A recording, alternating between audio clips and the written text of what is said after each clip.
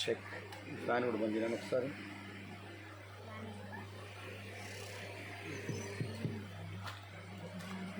Check. Hallelujah, స్తోత్రం. Check. Hallelujah, hallelujah. Check. Hallelujah, hallelujah. Praise the Lord. Hallelujah. Check. Hallelujah, స్తోత్రం. మంచిది ప్రియులారా, ఈ సమయంలో మనం దేవుని వాక్యాన్ని మనం ధ్యానం చేద్దాం. ప్రభు ఆశ్చర్యకరుడు, ఆయన అద్భుతములు చేసే దేవుడు మన మధ్యలో ఉన్నారు. ఆయన ఘననామాన్ని మనము ఘనపరచవలసిన వారమై ఉన్నాం.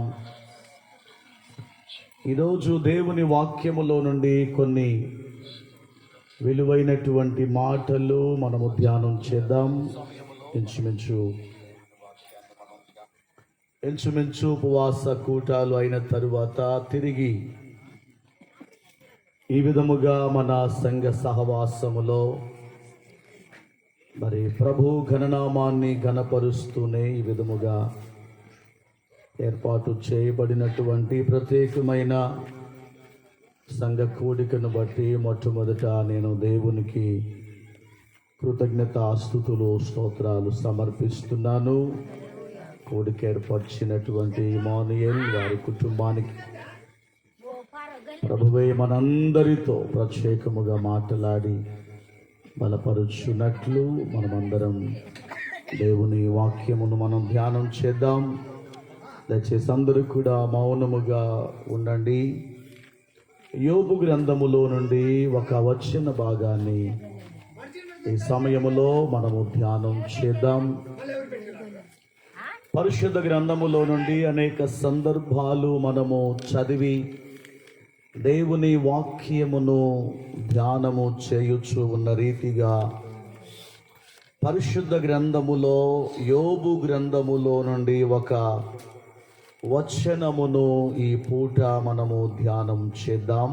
ఎందుకనగా దేవుని సన్నిధిలో మనము నేటి దినములలో ధైర్యపరచవలసిన వారమై ఉన్నాం.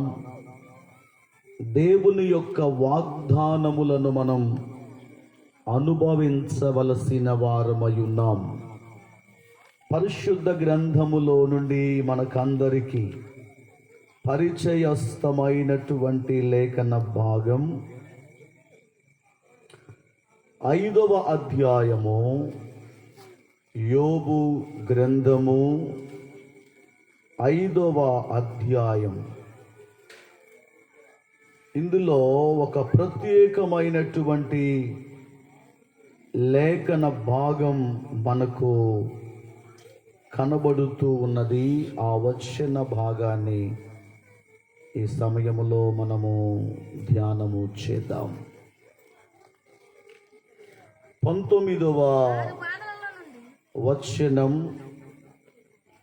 20వ వచనం. 6 బాధలలో నుండి ఆయన నిన్ను విడిపించును. 7 బాధలు కలిగినను నీకు ఏ కీడును తగులదు. క్షామకాలమున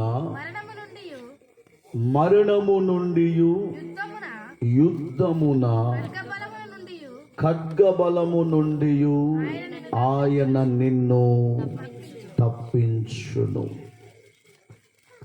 ప్రియులారా, ఇక్కడ మనము చదివిన లేఖన భాగమును మనము చూచినప్పుడు యోబు గ్రంథములో ఎన్నో ప్రవచనాలు ఉన్నాయి. యోబు గ్రంథము మనము చదువుతూ ఉన్నప్పుడు నేటి దినములలో ఆయన పిల్లలమైన మనం అవలంబించవలసిన ఆత్మ సంబంధమైన కొన్ని పాఠాలు ఇందులో మనకు కనబడుతూ ఉంటాయి. సమస్తమును కోల్పోయి ఒంటరిగా మిగిలిపోయిన యోబు గారి స్థితిని చూచి తన స్నేహితులు అతనిని ఓదార్చుటకు యోబు గారి యొద్దకు వచ్చారు. అతని స్థితి ఎలాగున్నది అంటే సర్వమును కోల్పోయినటువంటి వ్యక్తిగా ఉన్నారు. ఒకానొక దశలో తన భార్య కూడా ఈ విధంగా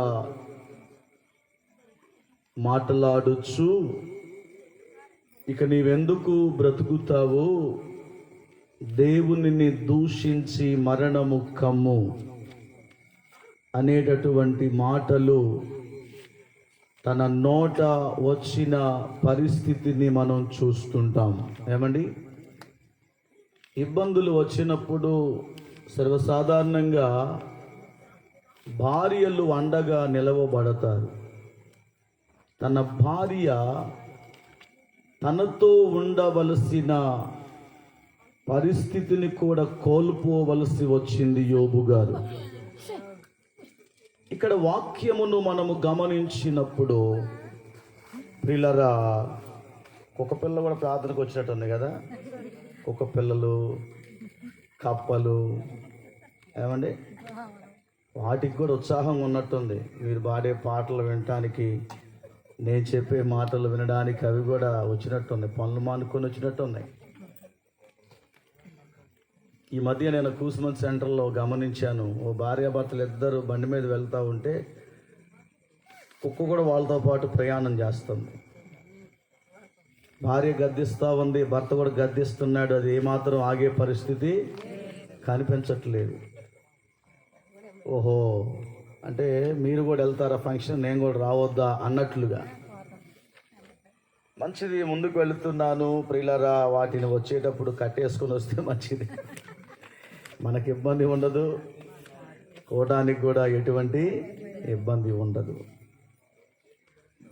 సరే, ఈ సమయంలో తన భార్య కూడా తనను దూషించి వెళ్ళిపోయిన పరిస్థితిని మనం చూస్తుంటాం. ఒంటరిగా మిగిలిపోయాడు. జాగ్రత్తగా వినండి. ఈలోపు తన శరీరం అంతా కూడా భయంకరమైనటువంటి వ్యాధి చేత మొత్తబడ్డాడు. ఆ వ్యాధిని మనం వివరించినప్పుడు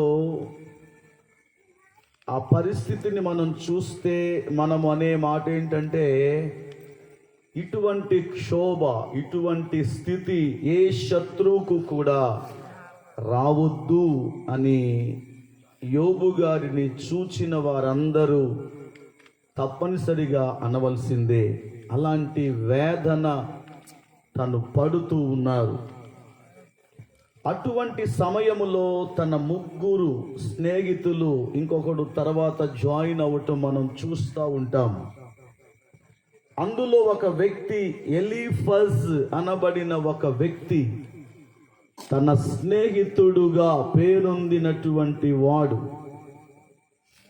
తనను చూడడానికి, పరామర్శించడానికి, తన దుఃఖములో పాలిభాగస్థుడుగా ఉండడానికి వచ్చిన ఎలీఫజ్ అనబడిన తన స్నేహితుని నోట ఈ మాటలు వెలువడుతూ ఉన్నాయి. కొంతమంది స్నేహితులు ఉంటారు, వారు తరచుగా గాయపరుస్తూ ఉంటారు. కొంతమంది స్నేహితులు ఉంటారు, ప్రోత్సహించేవారు కొంతమంది ఉంటారు. సరే, ఇక్కడ మనం తన స్నేహితుని మాటలలో ఉన్న అర్థమును మనం గమనించగలిగితే, వింటున్నారా, వినండి ప్రియులారా, ఇక్కడ ఒక రకంగా క్షేమమును గూర్చే పలుకుచూ ఉన్నాడు. కొంచెం ధైర్యపరిచే మాటలే పలుకుచూ ఉన్నాడు. ఏమంటున్నారు అంటే, 6 బాధలలో నుండి ఆయన నిన్ను విడిపించును, 7 బాధలు కలిగినను ఏ కీడు నీకు తగులదు అంటాడు. ఎన్ని బాధలు? మొదట ఎన్ని బాధలు అన్నారు? 6 బాధలు అన్నారు. 6 బాధలు కాదండి, ఒకటొచ్చినా మేము తట్టుకోలేము అనేవారు కూడా లేకపోలేదు. ఒకటొచ్చినా మేము సహించలేమండి, ఒకటొచ్చినా మేము వాటిని ఎదుర్కొనలేమండి అని చెప్పేటటువంటి వారు కూడా లేకపోలేదు. ఇంకొక మాట చెప్పాలనుకుంటున్నాను, అసలు ప్రభువు నమ్ముకున్నాక ఎందుకు వస్తాయి బాధలో అనుకునేవారు కూడా లేకపోలేదు. ఒకవేళ వచ్చినా 1, 2, ఒకవేళ 3, 4, 5, 6 కలిగిన దేవుడు నిన్ను విడిపించుటకు సమర్థుడు అని యోబు గారితో ఉండి ఈ మాటలు పలుకుచున్నాడు. ప్రభువుని ఎరగనటువంటి ఒక అన్యుడు అని మనం చెప్పుకోవచ్చు. అభిమానం ఉంటే ఉండవచ్చు. అభిమానము కలిగిన వాడు ప్రభువుని ఎరగనటువంటి వాడే. ప్రభువుని ఎరిగి బాధలలో ఉన్న యోబుతో ఈ మాటలు పలకవలసి వచ్చినప్పుడు ప్రభువుని ఎరిగిన మనం ఎంతవరకు ధైర్యపరచబడుతున్నాం, ఎంతవరకు మనం ఓదార్చబడుతూ ఉన్నాం. ఇంకొక మాట అంటారు, 7 బాధలు కలిగినను నీకు ఏ కీడు కూడా తగులదు అంటున్నాడు. ఈ మాటలు వింటూ ఉంటే యోబు గారికే కాదు, ఇక్కడ కూర్చున్న మనకు కూడా ఏం కలుగుతూ ఉందంటే ధైర్యము కలుగుతూ ఉంది. చెప్పండి, ఏం కలుగుతూ ఉంది? ఒకంత ఏమండి, బాధలలో నుండి దేవుడు విడిపించగలడు అనే ఒక నమ్మకం కూడా మనకు కలుగుతూ ఉంది.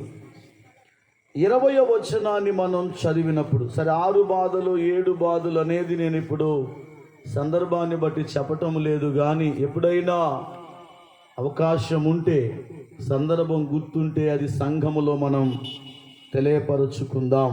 ఒకవేళ సువార్త కూడిక కాబట్టి అది ఏ బాధలైనా వాటిలో నుండి విడిపించుటకు మన దేవుడు శక్తివంతుడై ఉన్నాడు. దేవునికి స్తోత్రం కలుగునుగాక.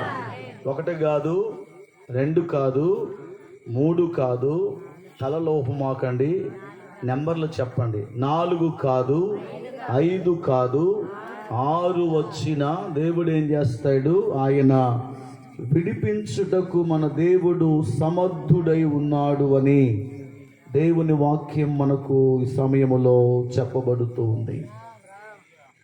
క్షామకాలమున, చెప్పండి ఏ కాలమట? క్షామకాలము అంటే కరువు కాలం. కరువు కాలం. క్షామకాలము అంటే లేమి స్థితిలో. క్షామకాలము అంటే పూట కూడా గడువనటువంటి సమయం. ఈ సమయములో దేవుని వాక్యం మనకు ఏం నేర్పిస్తూ ఉన్నది అంటే, క్షామకాలమున మరణము నుండి, యుద్ధమున ఖడ్గబలము నుండి ఆయన నిన్ను తప్పించును. క్షామకాలమున కరువు సంభవించి మరణము ఆసన్నమైనను, జాగ్రత్తగా వినాలి, దేవుని గొప్పతనాన్ని గురించి భక్తుడు వివరించుచున్నాడు. వర్ణించకుండా మౌనముగా ఉండలేకపోయాడు. పరిశుద్ధ గ్రంథములో నా ప్రియమైన దేవుని సంఘమా, నా ప్రియమైన దేవుని ప్రజలరా, దేవుని వాక్యమును మనము చూచినప్పుడు ఈ విధముగా ఒక విలువైనటువంటి మాట మనకు కనబడుతూ ఉంది. 37వ కీర్తన 19వ చరణములో రాజైన దావీదు గారు ఈ కీర్తన వ్రాస్తూ ప్రభువుని ఘనపరుస్తూ ఉన్నారు. ఆపత్కాలమందు వారు సిగ్గునొందరు, కరువు దినములలో వారు తృప్తి నొందుదురు అంటున్నాడు. అందరూ ఈ వచ్చిన చరణ భాగాన్ని మనము గమనించినప్పుడు, ఆపత్కాలములో వారు ఏమాత్రము కూడా సిగ్గునందరు అని దేవుని వాక్యం మనకు నేర్పించుచు ఉన్నది. మాత్రమే కాదు ప్రియులారా, పరిశుద్ధ గ్రంథములో కరువు దినములలో వారు ఎలా ఉంటున్నారు అంటే, వారు తృప్తికరముగా ఉండబోతున్నారు. దేవునికి స్తోత్రము కలుగునుగాక. సమయము ఏదైనా దేవుని కృప వారికి ఉన్నది అనడములో ఏమాత్రమో సందేహము లేదు. పరిస్థితి ఎలాగూ ఉన్నా దేవుని కనికరము వారి మీద మెండుగా ఉన్నది అని చెప్పడములో ఏమాత్రమో సందేహము లేదు. దేవుని దాసుడైన కీర్తనకారుడు అంటున్నారు, ఏ కాలం అంటది? ఆపత్కాలము అని వ్రాయబడింది. ఆపత్కాలములో ఏమండి వారు ఏమాత్రము కూడా సిగ్గునందరు, ఏమాత్రము కూడా అవమానపరచబడరు అంటారు. ఇది ఎవరికి అంటే, దేవుని మీద ఆధారపడుచున్నటువంటి వారికి. నేటి దినములలో ఎంతో మంది ఆపత్కాలములలో బ్రతుకుచున్నారు. నేటి దినములలో ఎంతో మంది ప్రజలు భయంకరమైన కరువుల మధ్య ప్రయాణము చేస్తున్నారు. ఇబ్బందులతో సతమతమవుతూ ఉన్నారు. లేరంటారా? కాదంటారా?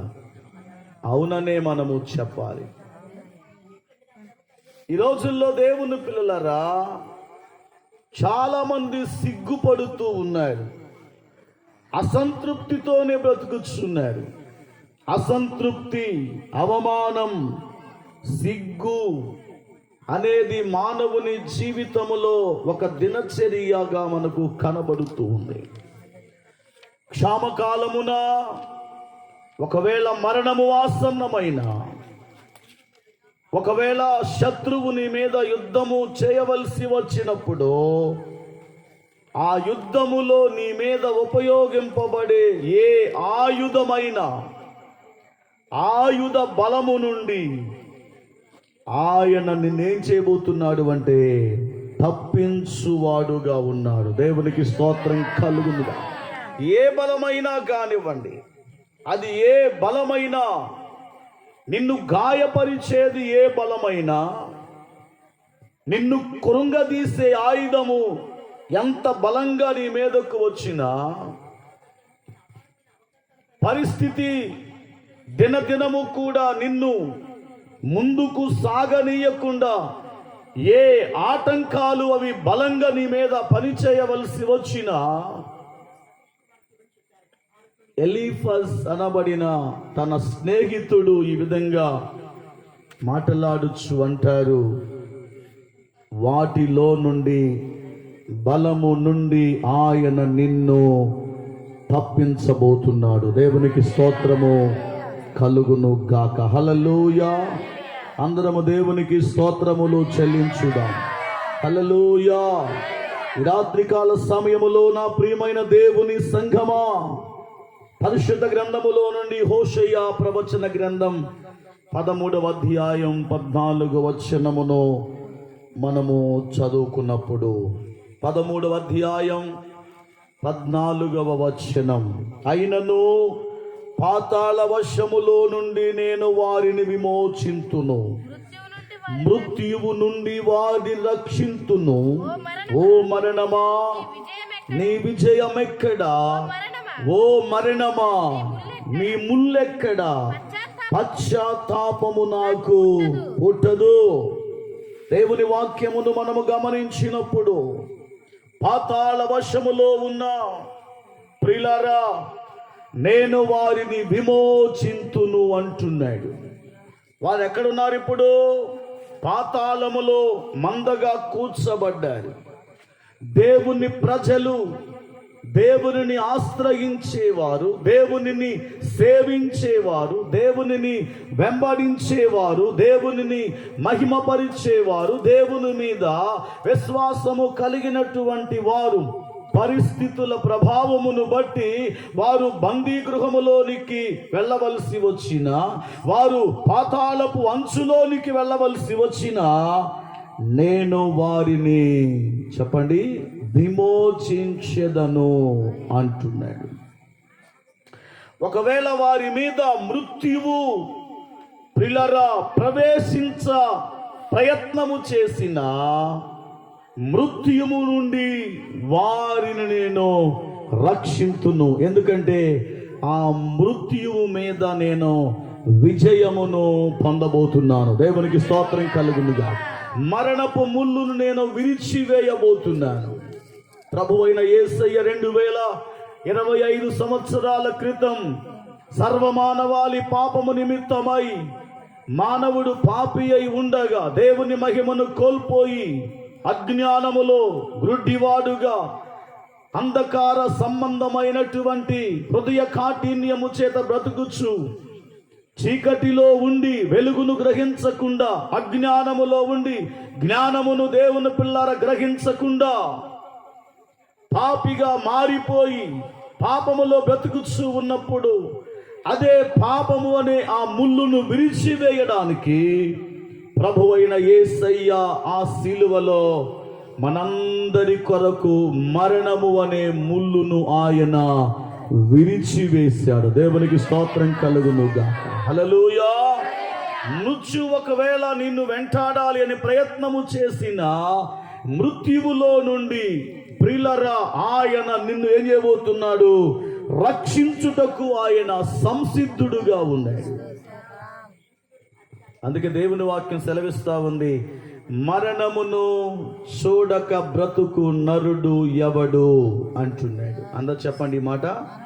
మరణమును చూడక బ్రతికే నరుడు ఎవడు? ఎవడైనా ఉన్నాడా? ఎవరూ లేరు. తప్పనిసరిగా మరణమును అందరూ చూడవలసిందే. రెండవ మాటలో అంటాడు, పాతాళ వశము కాకుండా తన్ను తాను తప్పించుకొనగలిగిన వాడు ఎవడు? నా వైపు చూడండి. మరణమును ఎవరు తప్పించుకోలేరు, కానీ పాతాళము నుండి తప్పించుకోవడానికి దేవుడు ఒక అవకాశమును కల్పించాడు. అందుకే కీర్తనకారుడు అంటున్నాడు, పాతాళ వశము నుండి తన్ను తాను తప్పించుకొనగలిగిన వాడు ఎవడు అంటే, తప్పించుకోవడానికి ప్రభువైన యేసయ్య ఆయన రక్షకుడుగా ఈ లోకములోనికి ఉద్భవించాడు. ముందుకు వెళుతూ ఉన్నాను. దేవుని నామమునకు మహిమ కలుగును గాక.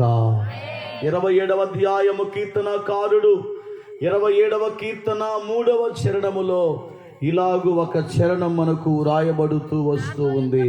నాతో యుద్ధము చేయుటకు దండు దిగినను నా హృదయము భయపడదు, నా మీదికి యుద్ధము రేగినను దీనిలో నేను ధైర్యమును విడువకుందును అంటాడు. దేవునికి స్తోత్రం కలుగునుగా. నాతో ఏమండి, నాతో యుద్ధము చేయుటకు దండు దిగినను నా హృదయము ఏమాత్రము కూడా భయపడదు అంటాడు. అందరూ చెప్పండి, ఏం చేయదంట? ఎందుకు భయపడుతున్నావమ్మా? ఎందుకు భయపడుతున్నావు అంటే, ఏందో పాస్టర్ గారు నాకు ఎందుకు భయం అవుతుందండి అంటారు కొంతమంది. ఏమండి, ఇంటిలో పడుకున్న తరువాత మధ్యరాత్రిలో ఎలుకలు బ్రహ్మాండంగా ఇంట్లో సంచారం చేస్తూ ఉంటాయి. ఈ గదిలోంచి ఆ గదిలోకి, ఆ గదిలోంచి ఈ గదిలోకి తిరుగుతూ ఉంటాయి. మధ్యరాత్రుల్లో పాస్టర్ గారు అనే శబ్దం నాకు మాత్రం వినపడుతుంది. అయ్యా పడుకున్నావా? అయ్యా లేయా అనే శబ్దం వినపడుతుంది అని. పడుకోకపోతుందా? నన్ను ఇబ్బంది పెడతావు నువ్వు, నా పని కాక నేను నిద్ర లేకుండా చేస్తావు. నీకు అట్లాగే ఉంటుంది, నాకేమో శబ్దం వినపడతావు. పొద్దుస్తమానం టీవీలో సీరియల్ చూసి వినపడవు, మరి అయ్యే వినపడతాయి. సినిమాలు చూసుకుంటూ సీరియల్ చూసుకుంటూ ఆ టీవీలో పిల్లరా మన చెవులకు ఒక ప్రత్యేకత ఏంటంటే పగలంతా ఏం వింటావో రాత్రి అవి నీకు ఏం చేస్తూ ఉంటాయి, మనసులో మెదులాడుతుంటాయి. ఒక మనిషి హత్య చేయబడినప్పుడు అతని కళ్ళు ఒకవేళ తెరిచి అలాగే ఉంటే, నా వైపు చూడండి, ఆ కంటిలో ఉన్నటువంటి ఆ యొక్క ప్రత్యేకమైన పొర నిన్ను చంపిన వాని ముద్ర అందులో పడిపోద్దంట ఆ కంటిలో. నిన్నటిని మనల్ని కాదు, హత్య చేసిన దగ్గర, హత్య జరిగిన స్థలంలో వాని కళ్ళు, చనిపోయిన వాని కళ్ళు అలాగే చూస్తారు. ఆ కళ్ళల్లో వారిని చంపిన వాని ఆ ముఖం అందులో పడిపోద్దట. అందుకనే ఫోరెనిక్స్ ల్యాబ్ వాళ్ళు దాన్ని క్షుణ్ణంగా పరిశీలన చేస్తారు, రేలు ముద్రలు సేకరిస్తారు. పొద్దుస్తమానం ఏం చూస్తావో టీవీలో అదే రాత్రి నీకు మనసులో ఏం చేస్తూ ఉంటుంది, శబ్దాలు అయ్యే వస్తూ ఉంటాయి. దానికే భయపడిపోతూ ఉంటాం, ఎలకలకు భయపడిపోతూ ఉంటాం, ఇంట్లో శబ్దాలకు భయపడిపోతూ ఉంటాం. దేవుని దాసుడైన దావీదు గారు అంటున్నారు, నాతో యుద్ధము చేయుటకు దండు దిగినను నా హృదయము ఏమాత్రము కూడా భయపడదు. నా మీదికి యుద్ధము రేగినను, ఒకవేళ దండు వచ్చిన, ఆ దండు నా మీదకు యుద్ధము చేయడానికి వారందరూ సిద్ధపడి నా మీదకు ఏకముగా వచ్చిన, నేను ధైర్యము విడువకుందును. అవతల యుద్ధం చేయడానికి సైనికులు వచ్చారు, నేను ఒంటరిగా ఉన్నాను, ఒంటరిగా ఉన్నా దేవుడు నాతో ఉన్నాడు అనే ధైర్యం. అందుకే ఈ మాటలు తను చెప్పగలుగుతున్నాడు. నేనేమాత్రము అధైర్యపడను, ధైర్యము ఏమాత్రము కూడా విడువను అని మాటలు ఆడుచున్నాడు. ఏంటి అంత ధైర్యం, ఏంటి అంత ప్రోత్సాహం? క్షామకాలమున మరణము సంభవించే భయము నాకు లేదు అంటాడు. యుద్ధ సమయమున ఖడ్గము ఒకవేళ బలముతో యుద్ధకు వచ్చినా నేను దానికి భయపడును అంటాడు కీర్తనాకారుడు. ఏ విధంగా ఏ రూపేనా మన యొద్దకు శత్రువు ఒకవేళ పరిగెత్తుకుంటూ వచ్చినా నేను ఏమాత్రము కూడా భయపడను అని కీర్తనకారుడు మాట్లాడుచున్నాడు. దానికి గల కారణం ఏంటంటే దేవుడు అతని పక్షమున అద్భుతమైన కార్యములు దేవుడు చేయుటకు సంసిద్ధుడుగా ఉన్నాడు. దేవునికి స్తోత్రము కలుగును గాక. అందరము దేవునికి స్తోత్రాలు చెల్లించండి. హల్లెలూయా. కీర్తనాకారుని యొక్క ఉద్దేశం ఏమిటంటే, అది ఏ కాలమైనా ఏ సమయమైనా పరిస్థితులు ఎలాగూ ఉన్నా దేవుని సహాయమును కోరుకున్నవాడు ఎప్పుడు పడిపోడు అని, దేవుని సహాయమును కోరుకున్నవాడు ఎప్పుడు చెడిపోడు అని, దేవుని సహాయమును కోరుకున్నవారు దేవునులు ఎదుగుచున్నటువంటి వారు, దేవుని గొప్పతనమును గురించి తెలుసుకున్నటువంటి వారు ఎక్కడా ఏ విధమైన నిరుత్సాహమునకు గురికారు అనే ఒక విషయం ఎలీఫజు తన నోట యోబు గారితో ఈ మాట పలుకుచూ ఉన్నారు. ఆ రోజు ఎలీఫజ్ గారు తన స్నేహితుడైన యోబు గారితో మాట్లాడుచు, ఈ రాత్రి పరిశుద్ధాత్మ దేవుడు నీతో మాట్లాడుచున్నాడు. అది ఏ భయము వచ్చినా, అది ఏ క్షామకాలమైనా, ఏ మరణకాలమైనా నీవు భయపడవలసిన పని లేదు. రాబోయే కాలములో దేవుడు ఒక వాగ్దానము చేస్తున్నాడు. నిన్ను విడిపించాలని, నిన్ను తప్పించాలని, నిన్ను ధైర్యపరచాలని, నీకున్న ఇబ్బందులు ఆయన తీసివేయాలని, నీకున్న సమస్యలను ఆయన గద్దించాలని ప్రభువుల వారు కోరుకుంటున్నాడు. చూడండి 20వ వచనం, 5వ అధ్యాయం 20వ వచనం. క్షామకాలమున మరణము నుండి, యుద్ధమున ఖడ్గబలము నుండి ఆయన నిన్ను తప్పించును. చెప్పండి, ఏం చేస్తాడు ఆయన? తప్పించువాడుగా మనకు కనబడుతూ ఉన్నాడు. దేవుని వాక్యములో కీర్తనకారుడు రాజైన దావీదు గారు ప్రార్థన చేస్తూ ఒక విషయాన్ని సమయములో జ్ఞాపకం చేస్తున్నాడు. పరిశుద్ధ గ్రంథములో నుండి 34వ కీర్తన పరిశుద్ధ గ్రంథములో 6వ చరణం 7వ చరణాన్ని మనం చదువుకుందాం. ఈ దీనుడు మొరపెట్టగా యెహోవా ఆలకించెను, అతని శ్రమలన్నిటిలో నుండి అతని రక్షించెను. యెహోవా యందు భయభక్తులు గలవారి చుట్టూ ఆయన దూత కావలియుండి వారిని రక్షించును. 4వ భాగాన్ని మనము చదివితే, నేను యెహోవా యొద్ద విచారణ చేయగా ఉత్తరమిచ్చెను, నాకు కలిగిన భయములన్నిటిలో నుండి ఆయన నన్ను ఏం చేశాడు? తప్పించాడు. ప్రియులరా, ఈ కాలములో తప్పించుటకు ఆయన మన ఎడల ఒక మంచి ఆలోచన కలిగి ఉంటున్నారు. తప్పించువాడు ఆయనే, విడిపించువారు ఆయనే, విమోచించువారు ఆయనే, కనికరించువారు ఆయనే. ఏ విధమైన బాధలు ఉన్నా, 6 బాధలు ఉన్నా, 7 బాధలు ఉన్నా, ఏది కలిగినా, కన్నీటిలో నుండి, బలహీనతలలో నుండి, నిట్టూర్పులలో నుండి ఆయన నిన్ను విమోచించి విడుదల కలుగ చేయుటకు ఆయన సమర్థుడు, ఆయన శక్తివంతుడు అని దేవుని వాక్యం మనకు నేర్పించుచున్నది.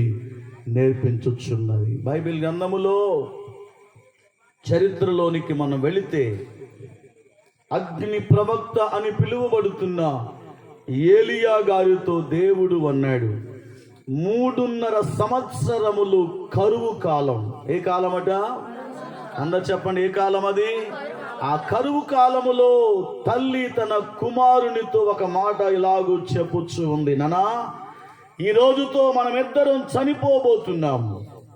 కొద్దిగానే పిండి ఉంది, కొద్దిగానే నూనె ఉన్నది. ఇదే ఆఖరి ప్రయాణం. నేను నీవు ఇద్దరం చనిపోబోతున్నాం. వారిద్దరూ మానసికంగా సిద్ధపడ్డారు, చనిపోవడానికి అవకాశము లేదు కదండి. ఒకప్పుడు మనం కూడా కరువుల మధ్యనే బ్రతికాం.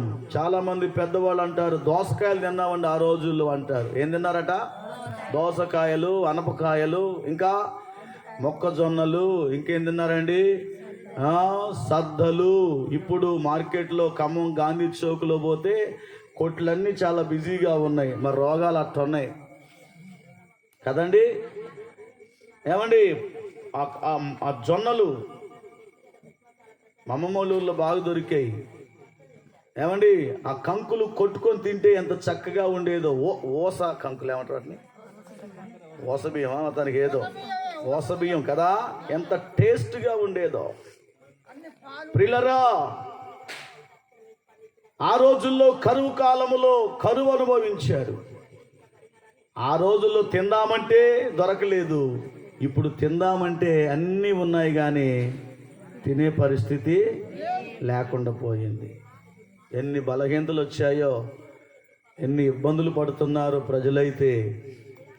ఏలియాతో దేవుడు అంటున్నాడు, 3.5 సంవత్సరాల కాలములో నేను నిన్ను పోషించాలనుకుంటున్నాను. ఆ తల్లి ఆ కొడుకు ఇద్దరు కూడా మానసికంగా సిద్ధపడ్డారు. ఇదే రోజు మనము చనిపోబోతున్నాం, ఈ రాత్రే మనము చనిపోబోతున్నాం అని వారిద్దరూ అనుకున్నారు. దేవుని మహాకృప ఏంటంటే, క్షామకాలములో, మరణాపాయములో, మరణ స్థితిలో మరణించాలి అనుకుంటున్న ఆ కుటుంబములోనికి దేవుని మహాకృప ఏలియా గారి వలె ప్రవేశించింది. దేవునికి స్తోత్రం కలుగును గాక. హల్లెలూయా. అమ్మా, నీవు చనిపోవలసిన పని లేదు, నేను చెప్పినట్లుగా నీవు చేయి అని అన్నాడు ఏలియా గారు. ఏం చేయాలి? ఆ ఉన్న ఒక్క పిండి రొట్టెని చేసుకొని ఆ రొట్టెని మొదట నాకు ఇచ్చేయి అని అన్నాడు. మనమైతే ఏమంటామంటే, అయ్యా మేము అసలే మేము చచ్చిపోదాం అనుకుంటున్నాం, ఆ కొద్దిగా చనిపో, మాకు ఆఖరి కోరిక అదే. నీకు ఆఖరి కోరిక ఏంటంటే ఆ ఒక్క రొట్టె తిని చనిపోదాం అనుకుంటున్నావు, నువ్వెక్కడ మాకు దొరికావయ్యా. మరి మాకు లేకనే మేము ఇబ్బంది పడుతూ ఉంటే, మన తెలుగులో సామెత ఉంది, మేమే ఆకులు నాకుతుంటే నువ్వు చెప్పరేంటి అక్కడ చూస్తున్నారా, నువ్వు మూతులు నాకేవాడు లక్కున్నావు అని అనలేదులే. కానీ పరిస్థితి అలాగుంది. కానీ విధవరాలు ఏలియా గారిని చూడగానే ఎక్కడో ఒక చిరు కోరిక కలిగింది. వెంటనే ఇంటికి వెళ్ళింది, సిద్ధం చేసింది. ఏలియా గారు అడిగినట్లుగా కరువు కాలములో మరణము అంచుల మధ్యలో ఉన్నారు. దేవుడు ఆ కుటుంబమును ఏం చేశాడు అంటే, కరువు తీరేంత వరకు 3.5 సంవత్సరములు దేవుడు కాచి కాపాడి సంరక్షించాడు. దేవునికి స్తోత్రం కలుగును గాక. దేవుని ప్రణాళిక చాలా గొప్పది ప్రియులారా. దేవుని ఉద్దేశము చాలా విలువైనది. దానిని గ్రహించగలిగిన వారు మాత్రమే సంతృప్తికరంగా ఉంటారు. దేవుని వాగ్దానము ఎడల అవగాహన కలిగిన వారు మాత్రమే, దేవుని ప్రవచనాల ఎడల నమ్మకము కలిగిన వారు మాత్రమే దేవుడు పోషించగలడు అని, దేవుడే విడిపించగలడు అని, దేవుడే నడిపించగలడు అని, దేవుడే స్థిరపరుచువాడు అని, మన కథంతా మార్చేవాడు అని ఆయన ఎడల మనము నిరీక్షణ కలిగి ఉంటే, అది కరువు కాలమైన, అది ఆపత్కాలమైన, అది నిట్టూర్పుల మధ్య ఉన్న ప్రభుల వారు పరిస్థితులన్నిటిలో నుండి ఆయన తప్పించబోతున్నాడు. దేవునికి స్తోత్రం కలుగును గాక. హల్లెలూయా. కాబట్టి ఈరోజు ఆయన పిల్లలమైన మనం ఒక అవగాహనకు వచ్చి ప్రభు నడిపించువాడు అని దేవునిపై ఆధారపడుతూ దేవుని సన్నిధిలోనికి వస్తూ దేవుడిచ్చే విలువైన ఆశీర్వాదాలు మీరందరూ అనుభవించాలని ఒక మాట చెప్పాలనుకుంటున్నాను. ఈ కుటుంబానికి రాబోయే కాలములో పరిస్థితులు ఎలాగ ఉన్నా దేవుడు మిమ్మలను తప్పించబోతున్నాడు. దేవునికి స్తోత్రం కలుగును గాక. అటువంటి తప్పించే దేవుని యొక్క కృపను ఆస్వాదిస్తూ అనుభవిస్తూ ఆయనలో ఇంకొంచెం ఒక్కొక్క మెట్టు ఎక్కుచ్చు దేవుని కృపలో మీరందరూ వర్ధిల్లాలని కోరుకుంటూ ఈ మాటలు ముగిస్తున్నాను. దేవుడి కొద్ది మాటలు మన వినికిడిలో ఆశీర్వదించి నెరవేర్చును గాక. అందరూ తలలు వంచండి, ప్రార్థన చేద్దాం. అందరము కూడా తలలు వంచండి, ప్రార్థన చేద్దాం. హల్లెలూయా హల్లెలూయా హల్లెలూయా హల్లెలూయా హల్లెలూయా హల్లెలూయా హల్లెలూయా హల్లెలూయా హల్లెలూయా హల్లెలూయా హల్లెలూయా హల్లెలూయా హల్లెలూయా హల్లెలూయా. ఈ రాత్రి ప్రభువా నీ మాటలు వింటూ ఉన్నాం దేవా. ఈ రాత్రి నీ మాటలు వింటూ ఉన్నాం. 6 బాధలు కలిగిన దేవుడు విడిపించువాడండి. 7 బాధలు కలిగిన నీవు జయించలేది ఒకవేళ ఇదిగో కృంగదీస్తున్నా, నేనిక దానిని జయించలేను అని నీవు ఒకవేళ చేతగాని స్థితిలో ఒకవేళ ఉన్నా, ప్రభు నిన్ను విడిపించడానికి ఆయన సంసిద్ధుడుగా ఉన్నాడు. హల్లెలూయా హల్లెలూయా.